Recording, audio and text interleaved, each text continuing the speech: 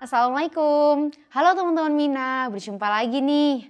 Nah, pada sesi kali ini apa nih yang bakal kita bahas? Kita kali ini akan bahas mengenai pernikahan ya. Tentu Allah Subhanahu wa taala juga telah menjelaskan dalam firman-Nya yang terdapat pada Quran surat Ar-Rum ayat 21.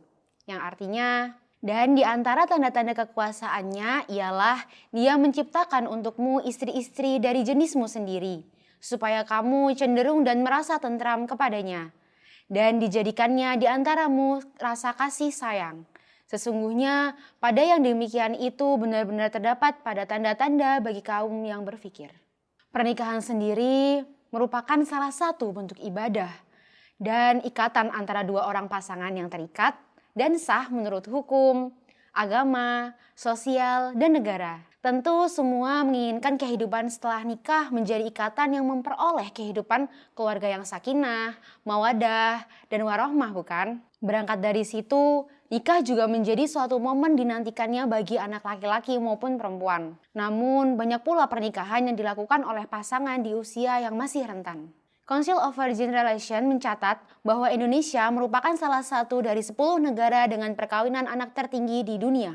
Indonesia ada di urutan ke-7 dengan angka absolut dan tertinggi kedua di ASEAN setelah Kamboja. Nah teman-teman Mina, tahu nggak sih bahwasanya perkawinan anak sendiri melanggar hak-hak anak perempuan dan hak-hak anak laki-laki? Karena rentan akan hak pendidikan, kesehatan, perlindungan, dan tercabut dari kebahagiaan masa anak-anak. Wow, miris juga ya. Selain itu, 20% anak di bawah umur melakukan pernikahan dini di Indonesia yang disebabkan oleh beberapa faktor, diantaranya agama, tradisi, kemiskinan, dan faktor budaya. Faktor pergaulan bebas juga ikut mendominasi ternyata. Nah, teman-teman Mina, praktek pernikahan dini atau nikah muda masih menjadi persoalan bukan?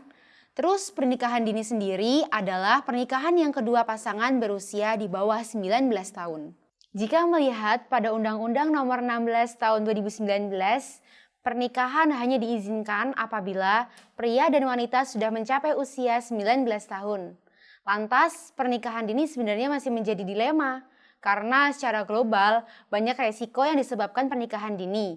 Misalnya, keguguran, persalinan prematur, berat badan lahir rendah, kelahiran bawaan, mudah terjadi infeksi, anemia kelahiran, dan kematian pada sang ibu. Tidak hanya secara fisik teman, resiko juga bisa terjadi pada kesehatan mentalnya. Ketidakstabilan emosi pada remaja dapat menimbulkan kekerasan dalam rumah tangga. Lalu bagaimana dengan langkah strategis agar nikah muda tidak terjadi dan bisa mewujudkan keluarga yang ideal dalam menanggapi kebahagiaan?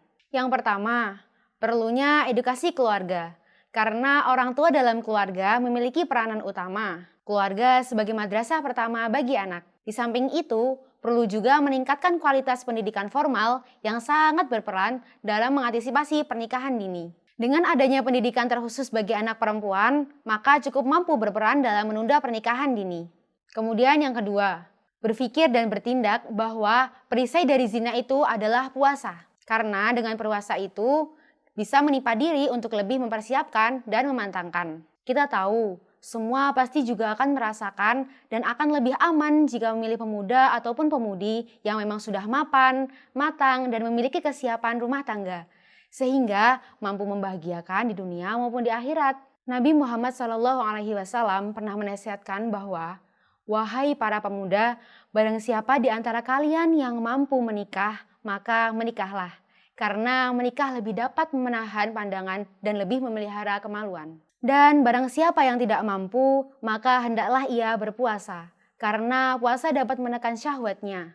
Hadis Bukhari. Nah, dalam artian disarankan nih untuk menempa diri dan berlatih untuk sungguh-sungguh agar saatnya nanti sudah siap. Kemudian yang ketiga yaitu faktor internal sendiri dengan menghindari pergaulan bebas. Nah, bagi anak-anak ataupun usia remaja, mari bersama-sama untuk menjaga diri dan bersosial dengan baik dengan teman-teman kita.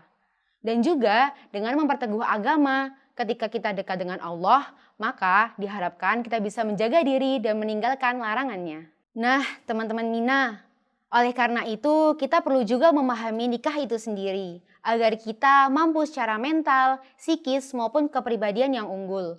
Semoga bagi yang sudah maupun yang belum menikah bisa menjalin keluarga yang sakinah, mawadah, dan warohmah. Mungkin sampai di sini dulu ya teman-teman Mina. Sampai jumpa di episode selanjutnya. Assalamualaikum warahmatullahi wabarakatuh.